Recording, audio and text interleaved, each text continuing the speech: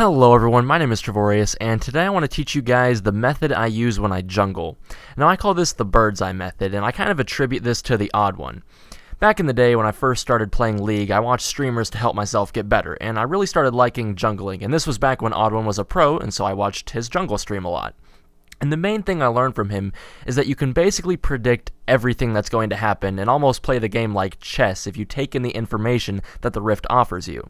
And I then took this strategy and I added my own philosophies to it and I created the bird's eye method. So today I want to go over how this method works and you can decide for yourself if you want to use it or not. The most important resource you have at your disposal is the minimap. Faker has been quoted saying that you should look at the minimap every 3 seconds, but when using this method, you should look at your champ every 3 seconds, possibly even every 5 seconds. The rest of the time should be spent looking at the minimap or your lanes. There's so much information to be gathered from the minimap, such as the enemy jungler's position, which lanes are being pushed, which laners are missing, and even where you may need more ward coverage.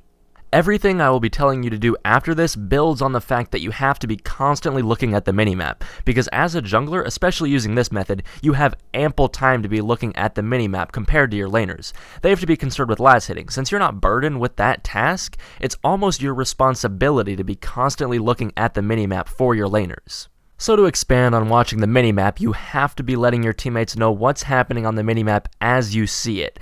And this is why pings and typing are going to be your new best friends. Like I mentioned earlier, your teammates probably won't be looking at the minimap. I mean, everyone likes to say they have good map awareness, but let's be real here, even the pros will tunnel at times. So it's now your job to make sure your teammates are aware of what's happening, even if they're never looking at the minimap.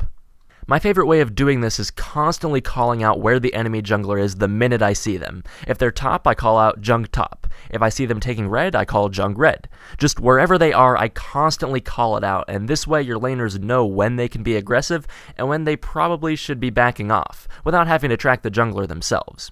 In addition to this, whenever I see the enemy jungler going in for a gank, I ping the shit out of them. I ping till the system doesn't let me ping anymore, alright? So how do you track the enemy jungler?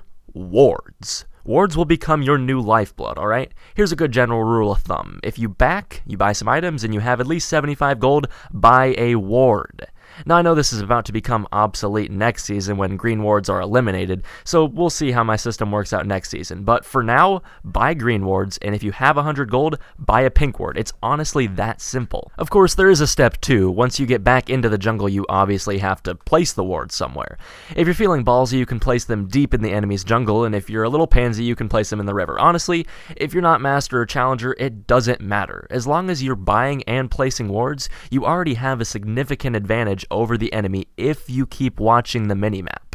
Another important way to gather information besides what you can see on the map is by pressing tab. It honestly astounds me how many people don't realize how much useful information you can get by just pressing tab. The most important thing on there, in my opinion, is CS. I always rearrange my tab menu at the beginning of each game so that each lane lines up with each other. That way, when I press tab, I can easily compare how opposing laners are matching up in terms of CS. CS is a pretty good measure of who's winning a lane. It can help you determine whether or not you need to be ganking a lane. If a person has more CS, they're probably winning, whether it's because they're zoning the other laner so hard they have that lead, or they're just better at CSing so they have more items. CS can tell you who's winning. Speaking of items, pressing tab lets you look at what items people have bought, and this information can also help you know who you want to gank or who you don't. For example, if a top Riven backed and bought more Doran's blades, ganking her may not be in your best interest, since she'll have good damage and still be fairly tanky. But if she backed and bought a Brutalizer, well then that changes everything. She has the damage, but if you can CC her, then she'll be a much easier kill. Tab also lets you see kills, which again is just more info you can put to good use. And the last thing you have to keep in mind when using the bird's eye method is that you're the captain now. By adopting this method of jungling, you are the one taking in all of the information you see using your minimap, your wards, tab, all of that. All that info is yours, and you have to use it. Let me just throw some examples out here to kind of illustrate my point. Let's say you have a ward in the enemy jungle, and you see that the enemy jungler is near top side. You also remember that the top laner's teleport is down, and you look at the minimap and see the enemy mid is being pushed in. All of that information, when combined, should tell you that it's probably time to head dragon, since it'll be incredibly difficult for the enemy to contest it. Another example of using information. Let's say you notice mid is Mia, and even though you have wards in the top side of the enemy's jungle, he's not there. You then glance at the minimap and see your bot lane is getting shoved in really hard by the enemy bot for no reason. All that information, when combined, probably means you need to get your ass bot because they are about to get dove. And these two examples may seem obvious to you, maybe not, I have no idea what they seem like to you. But there's an infinite amount of situations that you'll have to analyze when using the bird's eye method. And the only way to get better at analyzing this information and then making decisions based on it is to just practice. The more you use this method of jungling, the better you'll get at it until you get to the point where certain situations just become second nature to you because you've been in that same situation many times before. And that's about it, guys. Obviously, my short video isn't everything you'll need to master this method. I just tried to outline the major points of how to become a bird's eye jungler. Now, I'd recommend trying this out with junglers like Warwick, Amumu, Pantheon, champs who aren't too mechanically difficult, so you can focus on the things I outlined in this video.